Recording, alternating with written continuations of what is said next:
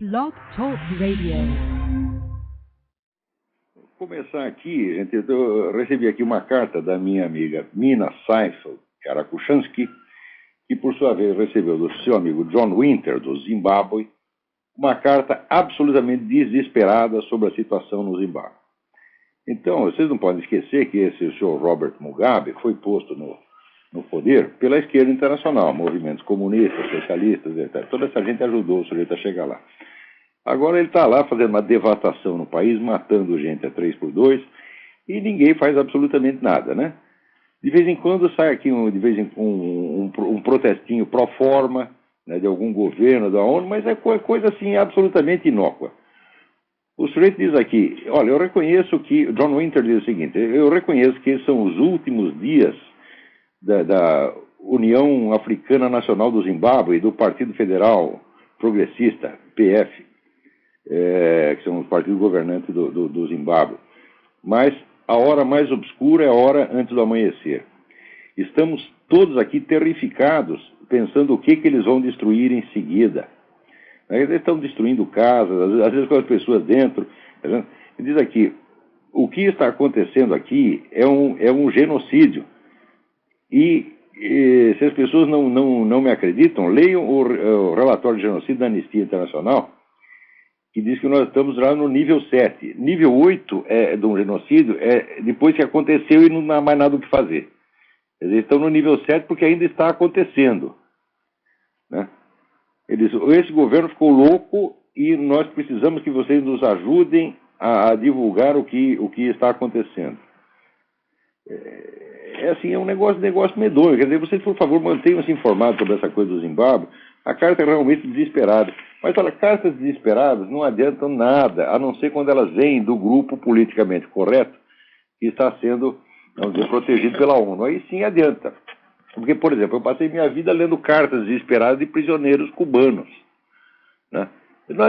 Nunca adiantou nada, nunca ninguém quis dar ouvido a eles. É como se não existissem. Tá certo? Do mesmo modo como no Brasil não existem essas pessoas que foram vítimas do terrorismo, que pessoas que morreram, tiveram a perna arrancada, que perderam pai, perderam mãe. Os vítimas do terrorismo não existem. Aquilo tudo, essas pessoas não são gente. Quer dizer, é a exclusão total.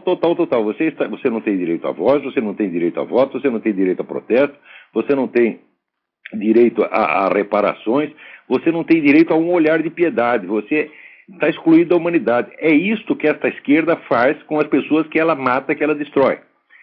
É importantíssimo lembrar o seguinte, o pessoal esquerdista, comunista, vive se fazendo de coitadinho, dizendo que foi perseguido, que a direita malvada quer matar eles, etc. Ora, vocês façam as contas, por favor. Tá certo? Você vê que ninguém no mundo matou mais comunistas do que o governo da União Soviética, da China comunista, dos países comunistas da Europa Oriental, tá certo? Do Camboja, do Vietnã, da Coreia do Norte e de Cuba. Somos o número de comunistas que essa gente matou, dá 100 vezes mais do que todos os governos de direita somados no mundo puderam matar algum dia. Quer dizer, o que é Pinochet, por exemplo?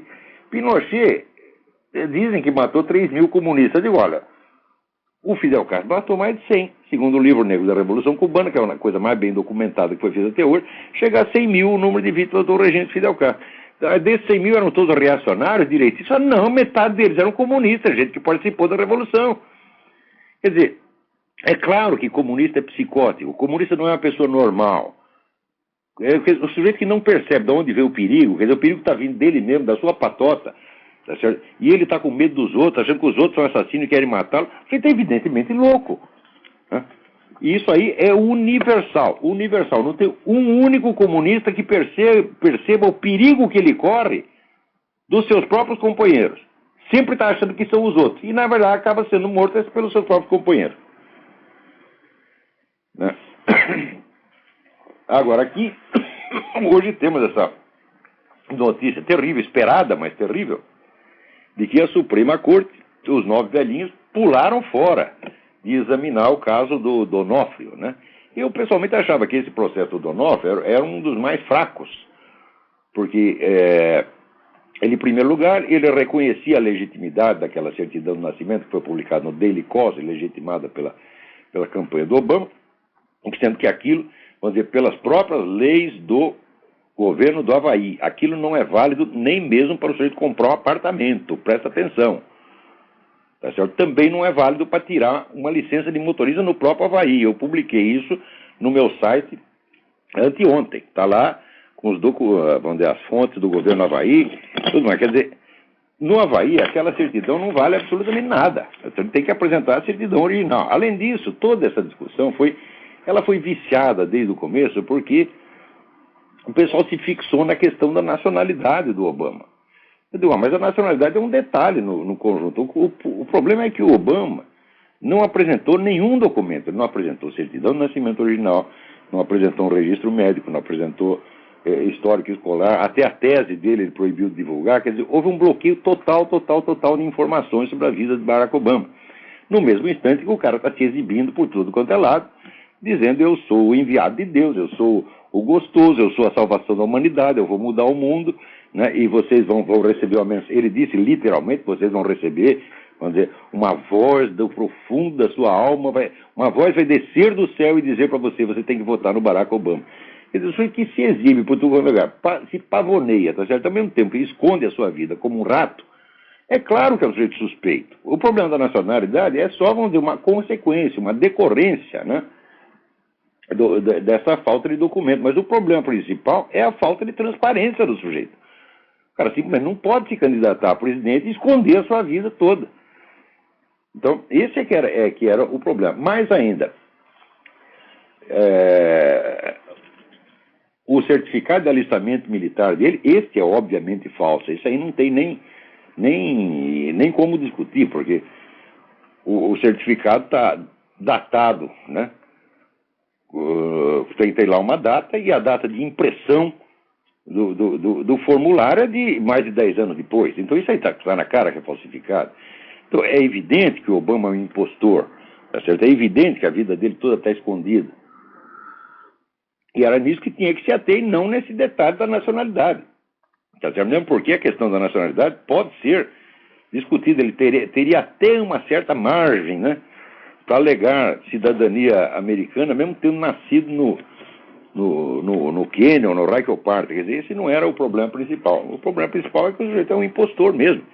E que, note bem, até hoje saiu no UOL, no próprio UOL, uma entrevista, imagine quem? Noam Chomsky. O Chomsky dizendo que a eleição do Obama não foi democrática, foi uma escolha ditatorial. Quer dizer, o negócio foi imposto. O Obama tem que ser eleito de tudo quanto é jeito, e para isso nós vamos esconder tudo, não pode falar da vida dele, não pode levantar nada do passado do sujeito, não pode levantar nenhuma suspeita sobre ele, bloqueia tudo, bloqueia todos os documentos, bloqueia todos os fatos, tá certo? E ao mesmo tempo cria esse entusiasmo pseudo-religioso, místico em torno do cara. Claro que isso aí foi uma manipulação ditatorial.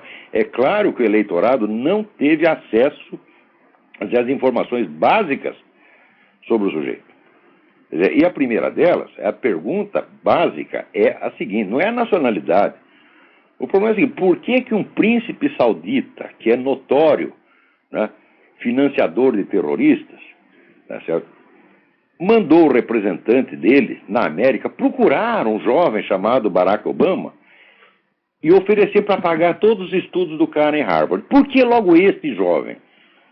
Quer dizer, se o sujeito não está cumprindo nenhuma tarefa num esquema internacional a serviço desses camaradas, por que ele foi escolhido? Ele foi ungido, foi uma mensagem de Deus, né? Assim como o eleitor recebe uma mensagem do céu dizendo: você tem que votar em Barack Obama, o príncipe saudita recebeu, né, uma mensagem do céu, o anjo Gabriel, e disse para ele: você tem que mandar uma grana para o Barack Obama. Não tem uma época que ninguém sabia que era Barack Obama, quando o moleque tinha 18 anos.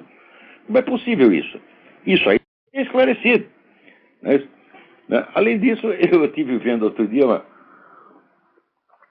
no YouTube os debates que houve entre o Barack Obama e o Alan Keyes para a eleição ao Senado no estado de Illinois. E o Alan Keyes, ele cobra muito o Barack Obama pelo aspecto religioso, né? O que não é, aliás, uma boa estratégia, mas é o que ele fazia, né? E não se pode negar da sinceridade do Alan Keyes no caso. Mas o Barack Obama responde assim: Eu não preciso do Sr. Alan Keyes para me dar lições de cristianismo, porque eu tenho o meu pastor. Né?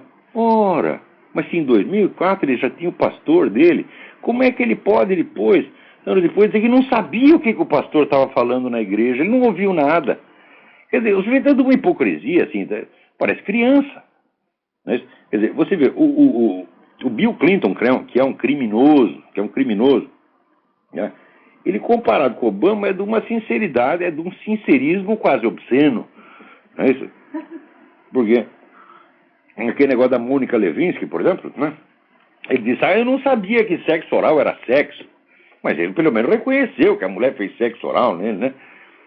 Agora, o esposo Obama disse, não, eu não estava nem lá, tá entendendo? Eu esqueci o pinto lá, ela pegou por em cima da mesa, eu não estava lá, não sei nada, tá entendendo?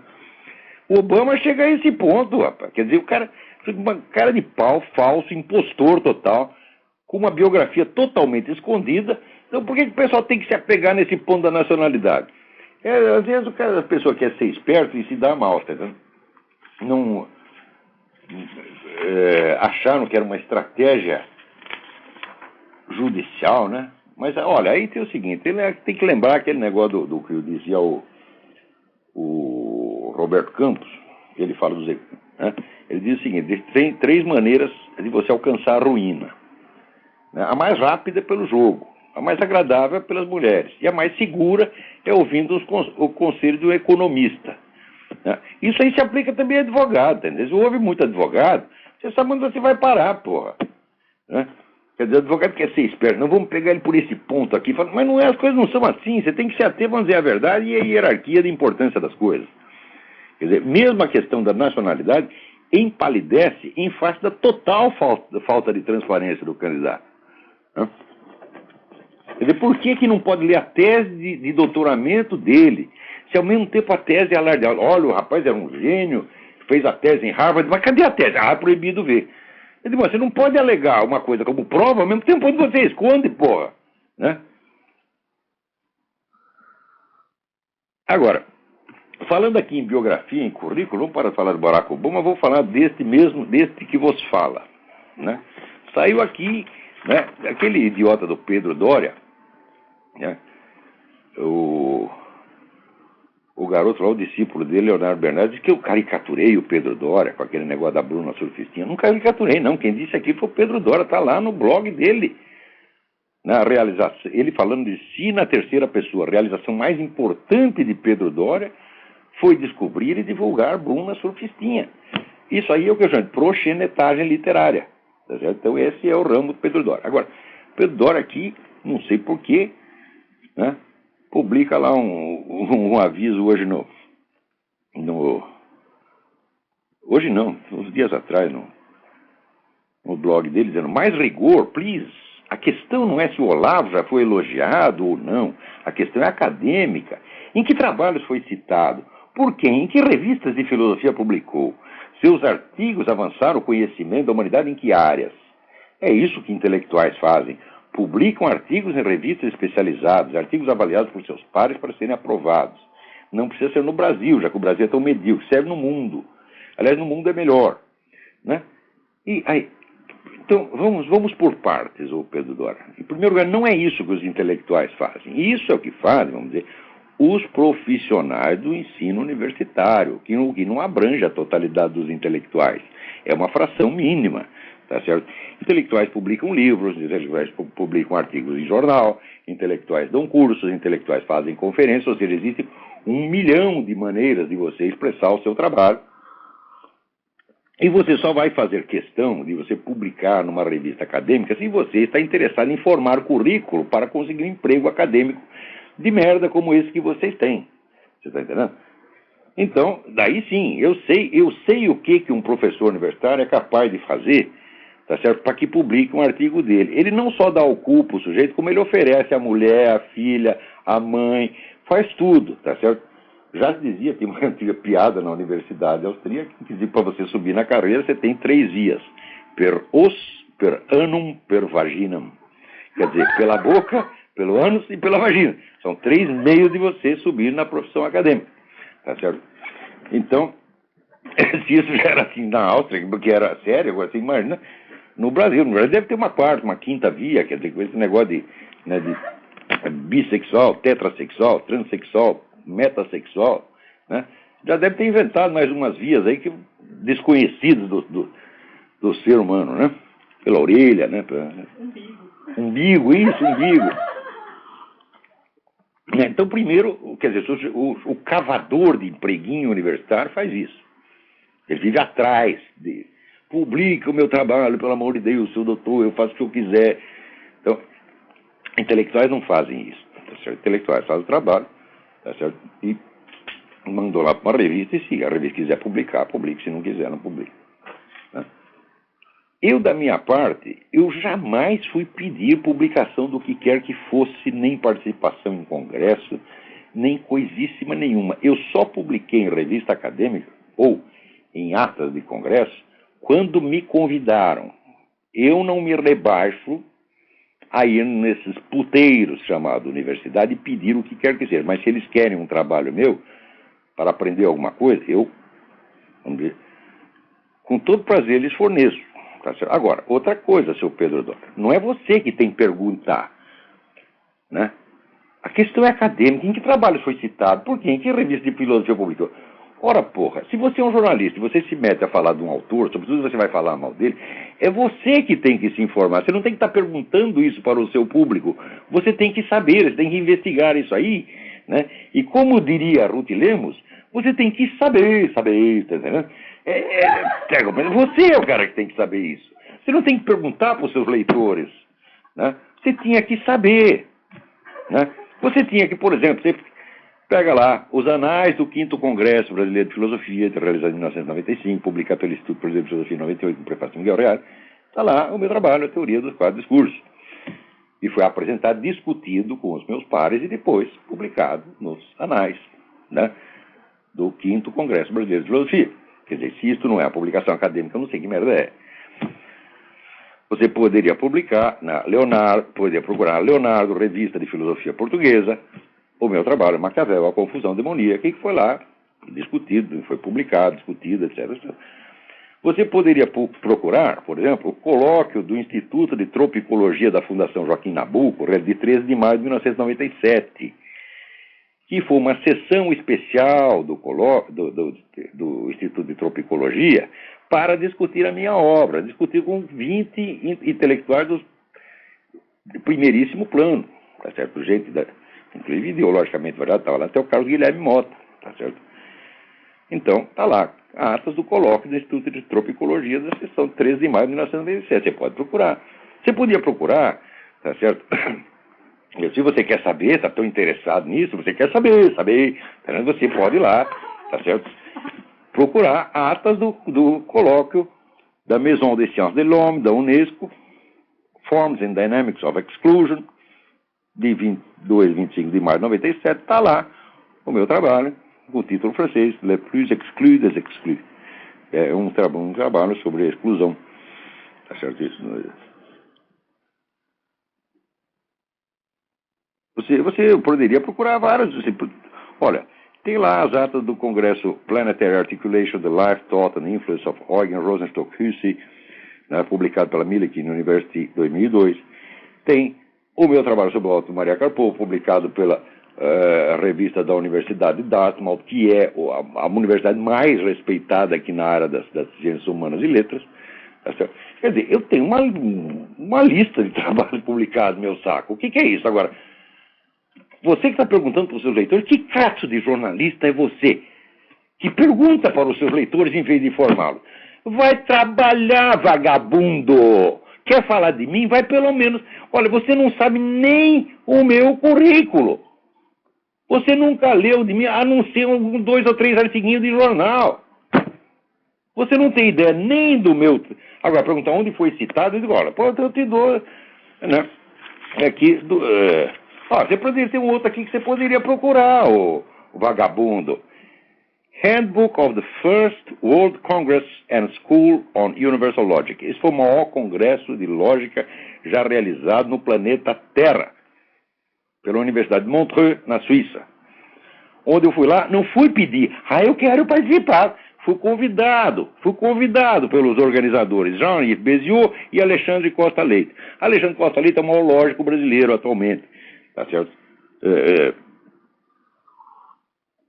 Então, um homem como Alexandre Costa Leite chega humildemente para mim, só professor, o senhor pode apresentar o seu trabalho, é coisa muito importante. Agora vem esse bosta desse Pedro Doria, desse Leonardo Bernardo Gonçalves, sei lá que merda que é, falando de cima, né? Esse menino, esse Leonardo é tão louco, né? Que ele diz que eu estou intimidado com as realizações dele. Isso a poucas linhas depois de dizer que ele não tem realização nenhuma. O menino é biruta, evidentemente, né? Então, essa gente vem assim, não é come mortadela, rota peru, come merda, e a rota filé mignon. A rota, tá certo? Aquele pato numerado do Tour d'Argent em Paris, sabe aquele pato que você tem que se inscrever com meses de antecedência, um pato que tem um número para cada pato, né? É o restaurante fundado por Luís XIV, né? Então, o nego come merda, e a rota é um pato do Tour d'Argent, você tá entendendo? Então, olha aqui, o Pedro Doria, vai trabalhar, vagabundo. Se você quer escrever a meu respeito, não faça perguntas aos leitores. Procure você e informe-se. Entendeu? É que negócio, tu faz da sua própria ignorância. Como ele não sabe nada do que eu publiquei, ele não sabe que, vamos dizer, o meu trabalho já é objeto de várias teses universitárias, entre as quais a do Luiz Virgílio Della Rosa, Direito como Garantia, tá certo? Foi publicado pela América Jurídica em 80 e... Não, que 80, foi agora 90 e pouco. Peraí, digo já, tá aqui. América Jurídica 2002. Luiz Virgílio Della Rosa, Direito como Garantia, Pressuposto de uma Teoria Constitucional. Isso é inteiramente em torno, vamos dizer, de um conceito meu, tá certo?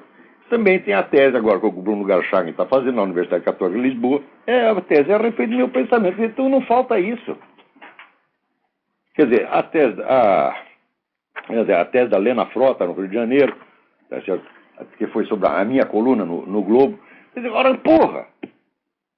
Quer dizer, o garoto não sabe nada a meu respeito. Ele não leu sequer a minha página, onde não estão todas essas informações lá. Por quê? Porque eu não vou ficar fazendo propaganda de publiquei tal coisa, publiquei tal outra. Isso aí é pra puxar saco. Gente que está interessado em carreira acadêmica. Eu estou cagando pra carreira acadêmica. Carreira acadêmica é pra esses vagabundos, você tá entendendo? Tipo Leonardo Bernardo e Pedro Doria, tá entendendo? Ele está procurando um empreguinho.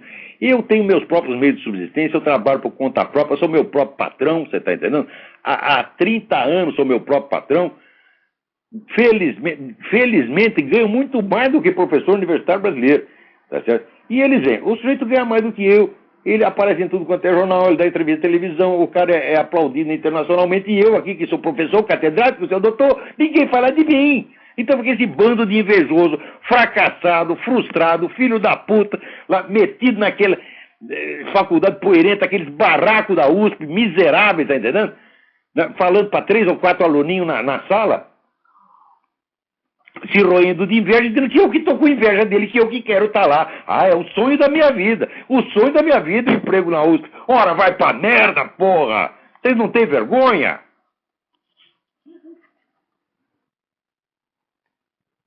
Então, eu só apareço nesses lugares quando me convidam. Vou por educação e caridade. Tá certo? E mesmo assim, ó aqui, se você quer a lista, essa lista para mim não diz nada. Para você, se você tem 2, 3 trabalhos publicados, é o tesouro da sua vida. Para mim isso é merda, rapaz. O filósofo não se julga por isso, não. O filósofo se julga pelo conteúdo. Olha, vou te contar uma coisa. Você gosta de Nietzsche? Deve gostar. Toda essa molecada da sua geração gosta de Nietzsche. Nietzsche jamais publicou trabalho acadêmico, em revista acadêmica, nenhum único. Quando ele publicou A Origem da Tragédia, foi porque o amigo dele, o Jacob Burckhardt, o historiador, que havia arrumado emprego para ele lá, como uma sinecura, depois de anos falou, ô Fritz, publica algum negócio aí, porra, tá dando na vista, tu tá aí faz 20 anos, não publica merda nenhuma, então, pelo menos um livrinho, né? Então daí publicou A Origem da Tragédia, né? Que era um trabalho de filologia, aliás, todo furado, tá entendendo? E foi lá, o Wilamowitz Möllendorf acabou com aquilo, tá entendendo? Karl Marx jamais publicou uma linha em revista acadêmica, ele publicava naqueles jornaizinhos de agitação, de agite próprio na Alemanha, e escrevia para jornais americanos. Ele era eminentemente um jornalista. Tá certo? Então, ó, vou te contar outra. Não é só esses vagabundos, não. Né? Xavier Zubiri.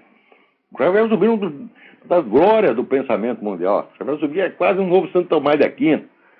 Xavier Zubiri nunca publicou nada em vida. Por quê? Porque teve o problema da Revolução, né? Ele já se dava mal com o governo anterior, o governo republicano. Depois se deu mais mal ainda com o governo fascista. Foi para casa, continuou lecionando em casa. As coisas dele só foram publicadas depois de morto. Então, quando o sujeito não tem condições pessoais de avaliar o trabalho, então ele tem que se ater a indícios externos. Quem foi que falou dele? Qual é o cargo dele? Isso é coisa para analfabeto, isso é coisa para público. Um filósofo sabe julgar o trabalho de outro filósofo. Ora, por exemplo, Alexandre Costa Leite, um dos homens mais competentes do Brasil. Ora, verdadeira projeção internacional, só um filósofo brasileiro teve, que foi Miguel Reale. Miguel Reale tem as obras dele publicadas em não sei quanto idioma, foi objeto de não sei quantos congressos no mundo inteiro, tá certo? É universalmente reconhecido como um dos mais importantes filósofos do direito ao longo de toda a existência da filosofia do direito. Então, o Dr. Miguel Reale sempre teve o maior respeito pelo meu trabalho. E se eu participei do 5º Congresso Brasileiro de Filosofia, não foi porque eu fui lá pedir o baixante. Ó, doutor Miguel, deixa eu entrar. Eu não sou assim. Eu não sou puxa-saco nem chupador de pica, meu filho. Eu sou Olavo de Carvalho, esse é o meu currículo. Doutor Miguel veio pedir. Eu soube daquele seu trabalho sobre Aristóteles, eu li alguma coisa a respeito, aqui não é uma coisa importante, por favor, apareça no Congresso. Apareci. Tá certo? E está lá publicado nas atas. Do mesmo modo, quando fui lá na Maison des Sciences de l'Homme, não fui eu que fui pedir. Foi o ministro da Cultura que veio pedir. Jerônimo Moscato foi me pedir, convidou, eu não sou um cara mal educado, eu vou. Eu falo em qualquer lugar. Note bem, se tem aqui, ó, Clube dos Sargentos da PM do Estado da Paraíba. Convidou para falar, só não vou se eu não puder, mas se eu puder eu vou. Tem aqui, Grêmio do ginásio do Vila Nhocunyé. Eu vou lá e falo. Agora, temos aqui, First World Congress and School of Universal Logic. Convidou? Eu também vou lá. Para mim é tudo a mesma coisa. Para mim é público, eu respeito todos igualmente, gosto de todos, converso com todos, e não fico esfregando o currículo na cara de ninguém. Por quê? Porque eu tenho currículo, meu filho. Você, quando teve 10 mil vidas, você não vai ter feito o que eu fiz. Você está entendendo? Vai lá, continua puxando o saco dos outros para publicar essas merdinhas que você publica sobre vida de puta, tá entendendo? E para fazer de conta que você é um cara importante, você é relações públicas de puta, meu filho. Que isso que você é? Isso é progenitagem literária, é o que tu faz, sem desfazer da Bruna, né? Né? Eu jamais posso falar mal das prostitutas. Olha, na minha remota juventude, que eu era um sem vergonha, eu devi momentos maravilhosos a essas criaturas. Jamais posso falar mal delas. Tá certo? Elas me receberam a preços módicos, às vezes de graça, tá certo? Gostavam de mim, né? Convidava também, aí eu também ia por convite. Tudo isso aconteceu. Eu seria o último a falar mal das prostitutas. Tá certo? Então, sem desfazer da Bruna, que deve ser excelente pessoa, tá entendendo? Não tenho nada contra você não, Bruno. Agora, esse negócio que você conta do bordel, tá, ó, isso aí pra mim não é novidade, tá entendendo? Eu já estou com 61 anos, né? Tenho uma vasta vida de realizações intelectuais e de putarias, tá certo? Essas últimas, felizmente, já encerradas. Né? Senão minha mulher me bate, ela está aqui me olhando feio. Eita vida!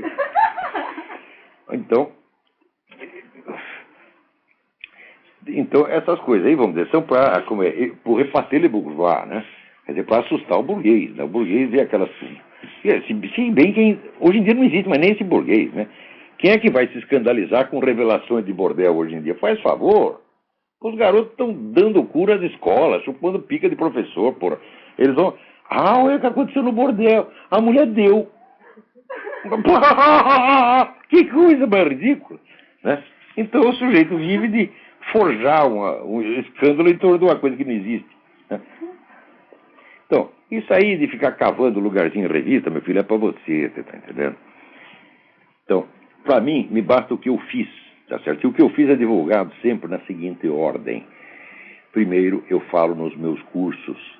Depois, às vezes, eu transformo numa apostila. Outras vezes, não, fica apenas a gravação. De tudo o que se falou lá, uma parte ínfima é publicada, às vezes, como livro, tá certo? E, às vezes, alguns artigos são escritos para exemplificar a coisa que eu falei no curso, de modo que o artigo considerado em si mesmo, claro que ele tem o seu significado, mas se você souber a respeito do que eu estou falando, se você estiver assistindo os meus cursos, você vai entender melhor.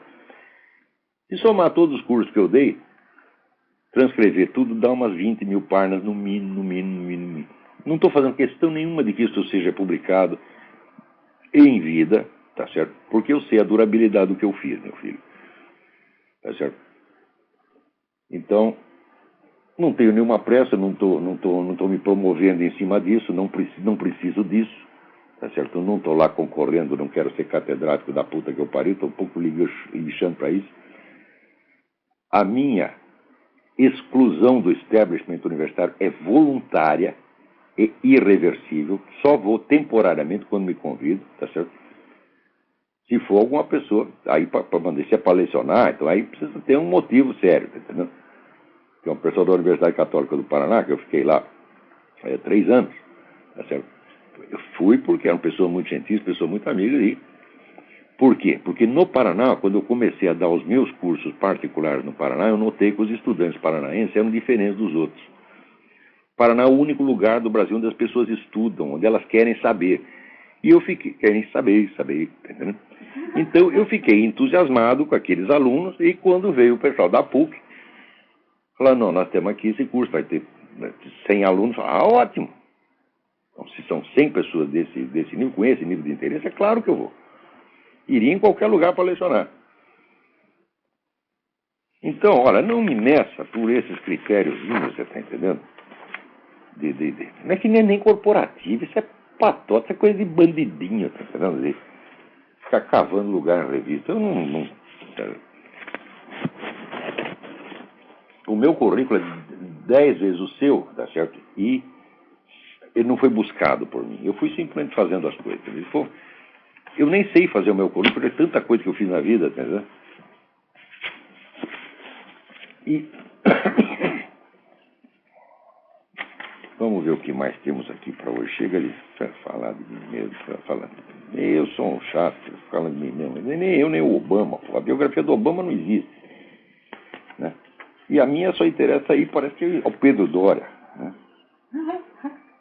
Agora, tem esse negócio do Chomsky, que coisa interessante. O Chomsky, que é um sujeito insuspeito de ser contra a esquerda, ele mesmo reconhece que o Obama foi imposto. Tá certo? E imposto como? Bom, outro dia, um leitor muito amável, uma pessoa que eu gosto muito, o Michel Fokker, me mandou uma série, links para uma série chamada The Clinton Chronicles, Crônicas dos Clintons, onde você vê o sistema de delinquência que foi montado, não na Casa Branca, já desde o governo do Arkansas, tá certo? Era um negócio de lavagem de dinheiro para drogas, negócio do sistema de chantagem, venda de emprego, uma coisa horrorosa, né? E tudo ali com os documentos, com as testemunhas, tudo gente que trabalhou com Clinton, não eram inimigos políticos, é gente que trabalhou com ele, tá certo? Se bem que muita gente trabalha com o Clinton e depois vira inimigo pior, como Dick Morris, por exemplo, né? Dick Morris, que é o grande analista eleitoral americano, ele trabalhou com o Clinton muitos anos, né? Hoje é odeia o Clinton, né? Aquele sujeito que está processando o Clinton por causa de uma fraude de $2 milhões que os Clinton tomaram dele, tá entendendo? Esqueci não sei que, Paul. O sobrenome dele é Paul. Não lembro o primeiro nome. Era sócio da Hillary e do Bill Clinton. Então, uma vez montado esse imenso sistema, tá certo? Perto do qual, tá certo? O mensalão é uma obra de caridade, tá certo? Fica fácil você mobilizar essa coisa toda para você esconder o que você quiser. Então, o pessoal está tudo no bolso do colete da Comissão Nacional Democrata. Tá certo? Muito bem. Agora aqui. Associações de homossexuais italianos se manifestam contra o Vaticano. Entre 200 e 300 pessoas se manifestaram nesse sábado na Praça de São Pedro para protestar contra a decisão do Vaticano de não apoiar na ONU a proposta da França em favor da descriminalização universal da homossexualidade. Ora, você não apoiar uma proposta não quer dizer que você, uma proposta de descriminalização não quer dizer que você seja a favor da criminalização. Não quer dizer absolutamente. Tá certo? Então, já começa as coisas na ONU. Se a gente vê lá com aquelas propostas, né, que tem 1001 treta ali escondido, tá certo? E diz isso aqui é para proteger os homossexuais. Então o Vaticano lê aquele negócio, não, aqui tem treta, não vou apoiar. Tá certo? Agora, questão de crime, eu considero que criminalizar a homossexualidade é uma monstruosidade. Ninguém pode fazer isso. Não, porque senão você vai ter que criminalizar a masturbação também, né? O sujeito está lá tocando punheta no banheiro, ele está com o sujeito do mesmo sexo dele, que é ele mesmo. Tá certo? Então você vai criminalizar e botar o cara na cadeia, porra. Quer dizer, é inteiramente absurdo, né? E depois, vamos dizer, faça essa suposição. Está lá dois homens sentados no sofá, os dois tocando punheta. Isso aí é homossexualismo? Né? Tem aquele filme espanhol, Torrente, é um filme engraçadíssimo. É sobre um policial corrupto, ladrão, o sujeito mais asqueroso do mundo. Então, ele arruma lá um assistente, né? De graça, ele está explorando o trabalho do assistente. Então, convida o assistente para fazer a tocaia com ele, ficar esperando uns traficantes, né? E daí nós estamos passando a noite lá, daí o Torrente fala, pô, a gente está aqui, tanto tempo sem nada o que fazer. Quer saber? Vamos tocar umas punhetas, né? Eu toco em você, você toca em mim, mas sem viadagem, né?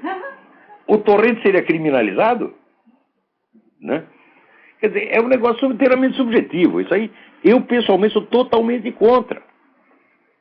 Eu sou mais contra ainda, é claro, essa imposição tirânica que esses homossexuais querem fazer. Esses homossexuais não, os gaysistas, porque tem gay que não é gaysista e gaysista que não é gay. Quer dizer, uma coisa é o que o sujeito faz na cama, outra coisa é o que ele faz na política.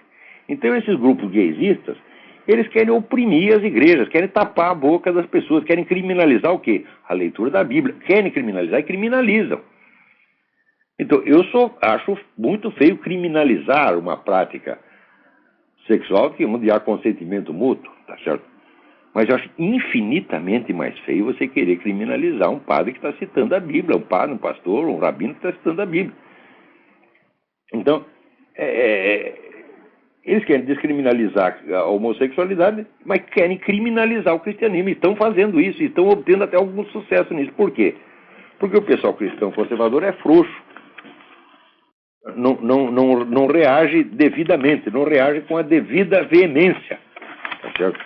Ficam achando que esses camaradas, eles são boas pessoas, temos que dialogar. Não são boas pessoas e não temos que dialogar coisa nenhuma. Se o sujeito vem com uma agressão, você não tem que dialogar.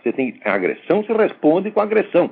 Depois do sujeito ficar bonzinho, tá certo? Daí você pode perdoar. Porque essa história de, eu perdoo, volto a outra face. Olha, Jesus Cristo voltou a outra face porque ele tem o poder de mandar o sujeito para o inferno na mesma hora. Agora, se você não tem o poder, você quer dar uma cuspida no sujeito, como é que você vai voltar a outra face, porra?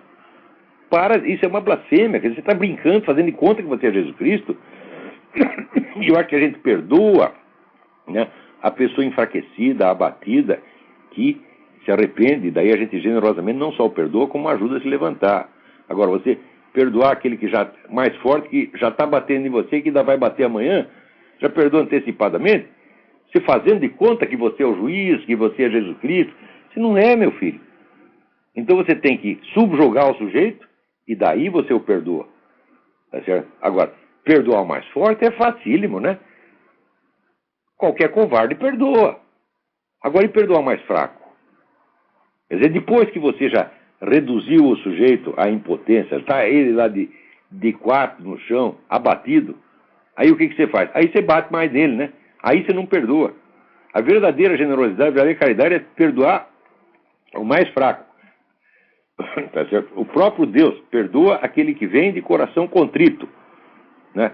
Se você chega lá, experimente chegar lá em Deus, Aqui, quero meus direitos, quero o meu perdão, para. Pô, o que é isso? Deus vai aceitar? Não, eu também não aceito, porra. Tu quer ser perdoado por mim? Peça com jeito. Eu não pretendo ser mais bondoso do que Deus. E eu, note bem, eu quero ser, se eu fizer alguma sacanagem, eu quero ser perdoado como um direito, né? Chego aí lá, por exemplo, vamos supor, chega lá com minha empregada na minha cama. Daí chega a minha mulher, né? E eu grito com ela, quero meus direitos, você tem que perdoar, né? Que é isso, porra? A mulher tem que ir no juiz e dar uma queixa contra mim, não é isso? Então o que eu tenho que fazer? Não, meu amorzinho, foi uma fraqueza, você me perdoa, eu amo você, né? Daí ela perdoa. Você tá entendendo? É assim que se faz. Quer dizer, perdão se pede com jeito. Agora, tem uma carta aqui, esplêndida, olha aqui. Robson me escreve o seguinte. Além de engenheiro, sou tradutor técnico. Durante as traduções, consulto em um único dia dezenas de palavras no Google. Nas páginas abertas, frequentemente me deparo com trechos de trabalhos acadêmicos de fundo sociológico, grande parte norte-americanos. Lendo as 2 ou 3 linhas que normalmente são mostradas, percebo o seguinte. Praticamente todos os aspectos da existência humana estão sendo analisados por milhares de intelectuais, mas não como tentativa de compreensão da sociedade. A tônica nas análises, geralmente, é verificar se os tais aspectos coincidem ou não com princípios que normalmente chamariam de princípios politicamente corretos. Então eu fazia exatamente aquilo que estava falando lá o Leonardo Bernardes, quer dizer, o grupinho que, né, num contexto não só científico, mas político, verifica se as ideias correspondem ou não com os seus projetos de transformação do mundo. Se não coincide, você diz que é anticientífico. Daí, em caso negativo, o autor apresenta soluções para corrigir a afronta, seja através de novas legislações, de políticas públicas ou ações de grupos de pressão. Sob a justificativa de proteger grupos denominados vulneráveis, minorias étnicas, crianças, uma gigantesca massa de estudos está pronta para justificar, provavelmente, a edição continuada de novas leis para controlar cada atitude, pensamento ou expressão das pessoas restantes, os privilegiados. É assustador. As justificativas ditas científicas para a progressiva implantação da, como chamam você, ditadura globalista, já está pronta. Muito bem, Robson, é isso aí mesmo, é isso que está acontecendo. E é isso que faz esses vagabundos, tá certo, que querem posar, vamos dizer, de controladores do rigor científico dos outros. Eu acho muito engraçado, por exemplo, esse pessoal que posa como porta-voz da ciência, da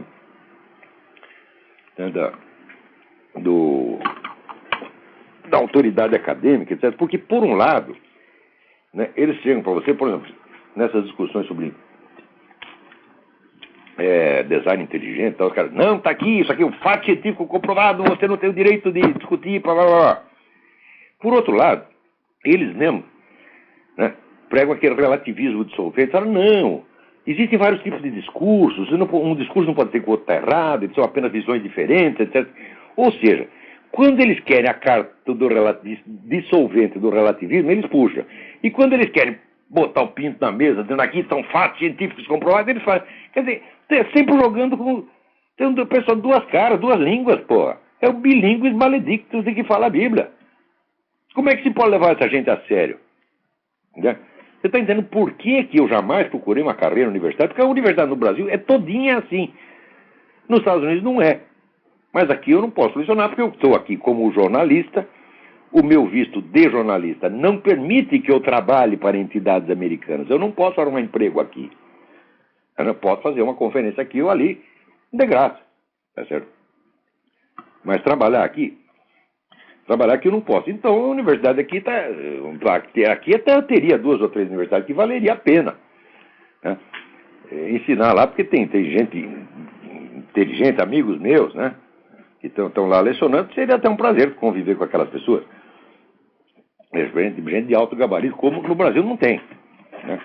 No Brasil tem lá, ó, sobrou aí, sei lá, no meio filosófico brasileiro, sobrou Alexandre Costa Leite, pô, que passou metade da vida na Suíça, tá entendendo?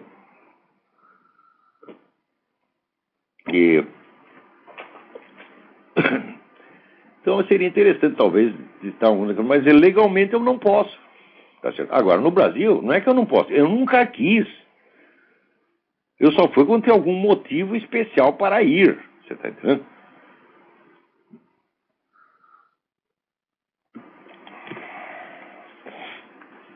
Vamos lá.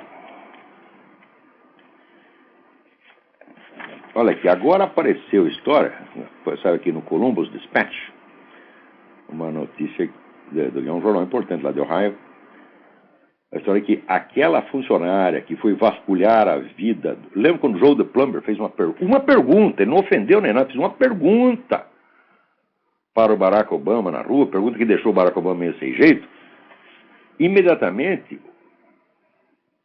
o governo foi vasculhar a vida do cara, tá certo? O próprio governo. Você vê que tem um esquema armado. O Chomsky tem razão quando ele diz que a vitória do Obama foi imposta.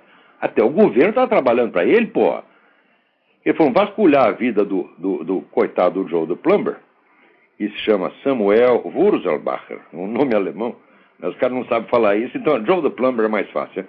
Né? Então, foram vasculhar a vida dele e denunciar os crimes hediondos que ele cometeu. Olha, ele tinha lá uma multa de trânsito no Arizona e não pagou. Olha que monstro! Né? Enquanto isso está lá Barack Obama, né, ajudando o Raila Odinga a matar gente pra caralho no Quênia, e ninguém fala nada. Agora, monstro é o Joe the Plumber que não pagou uma multa de trânsito, puta vida. Então foram lá vasculhar para esculhambar com a vida do cara. Agora, a Vanessa Nicampo, a senhora, de cor negra, aliás, né, que foi vasculhar a vida do cara, agora ela está se queixando, é o seguinte: olha, eu fui pressionada para fazer isto, o meu chefe me obrigou a fazer isso contra a minha vontade, sob ameaça de demissão.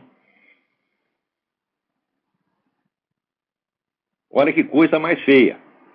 E daí ela o que eu vou fazer? Foi lá vasculhando a informação do Joe the Plumber e deu pro cara. Mas ela, muito corajosamente, né, agora está aí indo para mídia. Agora, veja que coisa, agora que o Obama foi eleito, etc., a mulher está lá contando, olha como é que eles ganharam a eleição. Foi com essas coisas. Você vê, aquele pessoal que fez o boneco, enforcou um boneco do Obama na universidade, está sendo julgado agora, está indo para o júri. Aqueles que fizeram o boneco e que na véspera fizeram o boneco da Sarah Palin e enforcaram, foram imediatamente dispensados pela polícia. A própria polícia achou, mas isso é uma brincadeira de jovens estudantes. Olha só, foi assim o tempo todo. Como é que se pode dizer que essa eleição foi democrática? Não foi de maneira alguma. Essa eleição foi na base da pressão, do terror, da mentira, da ocultação sistemática. Agora, né, o pessoal diz, não, mas o Obama vai fazer um governo de centro, Mas é claro que ele vai fazer um governo de centro. Ele não é louco. Quer dizer, veja, quando a esquerda consegue colocar um sujeito no poder, a esquerda revolucionária consegue, que nunca teve chance, chega lá no poder, ela vai se queimar fazendo logo uma revolução, fala, mas só se for louco. É como o Lula no Brasil. Ele tenta fazer uma política equilibrada e discretamente vai montando o esquema de poder e discretamente vai eliminando os adversários. Não por meios legítimos. Vai eliminando através do boicote, da sacanagem, da difamação, do assédio judicial, como acabou tudo, né? No Brasil acabou tudo. Agora só tem, como diz o Lula, eu e o José Serra inventamos um novo modo de fazer política. O modo é o seguinte, nós excluímos todo mundo, sobra só nós dois no campo. Daí eu sou presidente um pouco, você é um pouco, né? Aqui é negócio dos dois presidiários. Um dia eu sou homem, você é mulher, no dia seguinte você é mulher, eu sou homem. Então, é o que eles estão fazendo, né? Então o Obama, ele vai fazer um governo de centro para não chamar a atenção de ninguém. Enquanto isso, ele vai desmantelar o poder militar americano, pouco a pouco, discretamente, e montar aquele sistema que ele chama da sistema de segurança civil, que é feito com a sua militância, vai armar a sua militância. Essas são as duas coisas que ele vai fazer e ninguém vai prestar atenção. Por quê? Porque ele está agindo equilibradamente com relação ao negócio da guerra, porque ele está agindo equilibradamente na economia. É exatamente o que vai ser. Agora, esse pessoal, assim, eles podendo aumentar, o esquema do Obama é o seguinte: enfraquecer os Estados Unidos no cenário internacional e fortalecer o controle do governo sobre o cidadão. Ele vai fazer essas duas coisas, mas sempre discretamente, com cuidado, para não chamar a atenção de ninguém. Né? O pessoal adora, né, uma taxa, um imposto, um controle, uma lei, uma regra, né? Agora daqui, ó. Que coisa mais doida! Que incrível, incrível. Esse pessoal quer agora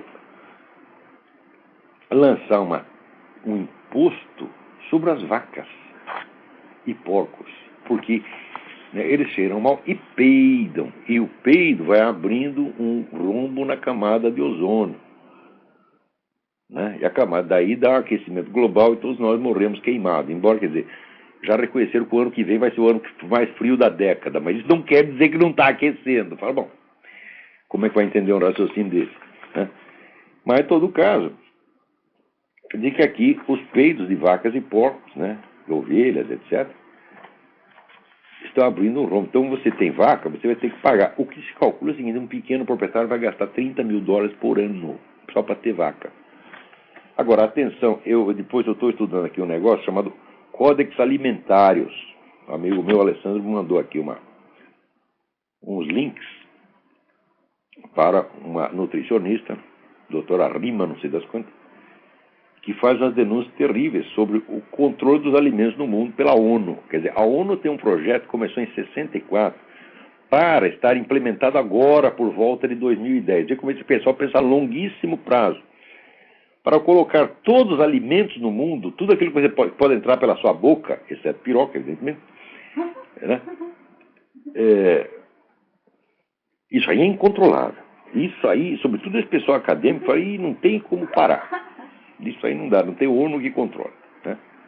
Então, controlar tudo que pode ser ingerível, exceto produtos farmacêuticos. Por quê?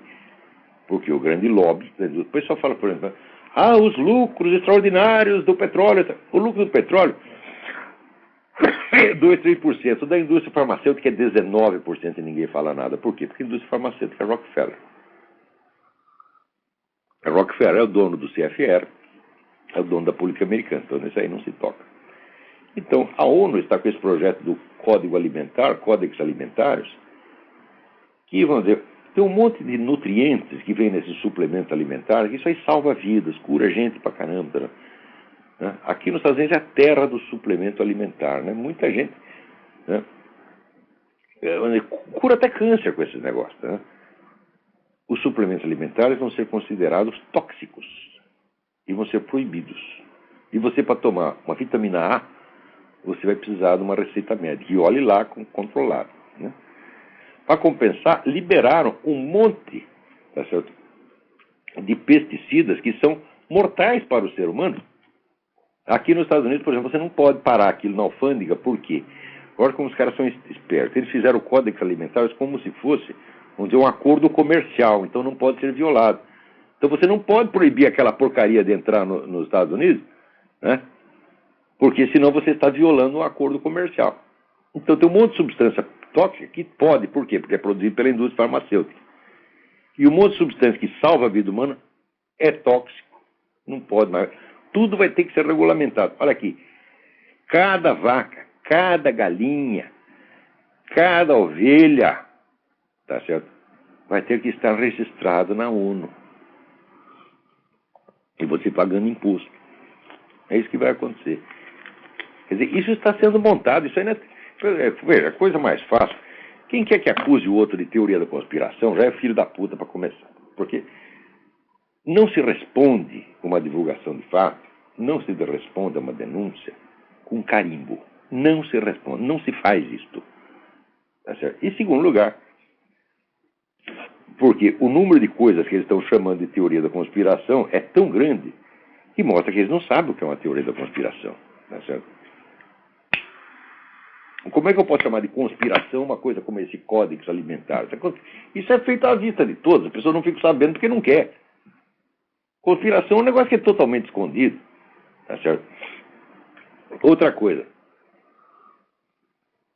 O que se esconde hoje não é a conspiração. A conspiração está visível, está conspirando na sua cara. Tá certo? O que se esconde são fatos que não interessam a determinados poderes. Isso é que você esconde e está escondendo há muito tempo. E isso aí, no Brasil é facílimo, porque no Brasil tem 5 grandes empresas de mídia. Quem controla 5 controla o que o povo pensa, né? Nos Estados Unidos é um pouco mais difícil, mas eles estão conseguindo, aos poucos eles estão controlando tudo.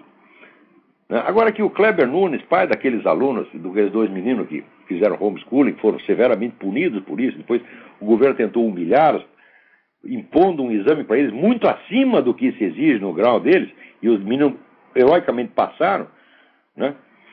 Ele tinha entrado com um pedido na justiça, foi indeferido, e olha aqui um dos desembargadores, Zé Carlos de Almeida Diniz. Isso aqui. A nossa escola é, ao contrário do que se afirma, comparado com outros países, muito boa. Mas se é muito boa, seu doutor, por que os nossos alunos tiram sempre o último lugar nos testes? Ela é muito boa para quê? É boa para arrumar emprego para vagabundo. É boa para o Estado controlar as criancinhas. Para ficar ensinando o quê? O que esse seu tinhorão quer ensinar? Vai lá dar pica de borracha para os meninos brincar. Que isso é um tarado, esse seu tinhorão é um tarado. Tinhorão é um temporão. Tinhorão era um crítico musical comunista. Tinhorão era comunista, mas, porra, Tinhorão jamais que nem viu um pinta de borracha, porra. O que o Tinhorão vai fazer com um pinto de borracha, porra? Tem sentido. Né? Agora, o temporão não. Ele tanto gosta de pinto de borracha que ele quer que todas as criancinhas tenham um. Vai espalhar isso na escola. E isso que ele chama de escola boa. Ora, porra. Ih, nosso tempo está acabando. Tem alguém aí na linha? Então, hoje o telefone parece que não funcionou. Estou aqui. Acho que sugiro que vocês visitem lá a minha página www.seminariodefilosofia.org seminariodefilosofia.org e a página do meu filho, né? www.luizgonzagadecarvalho.com sem BR, Luiz Gonzaga, Luiz com Z, luizgonzagadecarvalho.com, tá certo? Então,